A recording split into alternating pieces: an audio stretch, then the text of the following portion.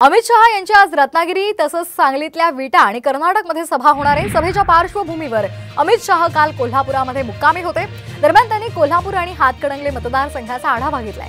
आज दुपारी 12 वाजता कोल्हापुरातून हेलिकॉप्टरनं ते कर्नाटकमधल्या हुक्केरीमध्ये सभेसाठी जाणार आहेत। त्यानंतर 2:30 वाजता रत्नागिरीमध्ये त्यांची सभा होणार आहे, तर संध्याकाळी 6 वाजता सांगलीतल्या विटामध्ये त्यांची सभा पार पडणार आहे। अमित शहा रत्नागिरीमध्ये आज नारायण राणे यांच्यासाठी सभा घेणार आहेत। त्याचा आढावा घेतला आमचे प्रतिनिधी अमोल कले यांनी। पाहूया।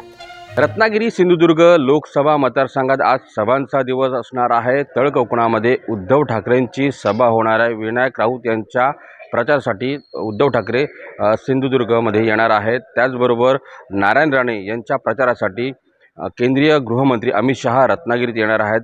आपण सध्या उभे आहेत रत्नागिरीतल्या गोगटे जोगळेकर मैदानावरती, जवाहर मैदानावरती अमित शहा यांची ही सभा होणार आहे।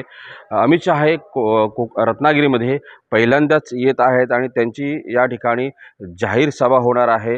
सभेची पूर्ण तयारी झालेली आहे। जवळपास 30 ते 40 हजार लोक या ठिकाणी बसतील अशी बैठक व्यवस्था या ठिकाणी करण्यात आली। आपण बघू शकता की जय्यत तयारी या ठिकाणी पूर्ण झालेली आहे। अमित शहा दुपारी 2 वाजता या ठिकाणी येणार आहेत आणि त्यानंतर या अमित शहांच्या सभेला सुरुवात होणार आहे। अमोल काले, साम टीव्ही, रत्नागिरी।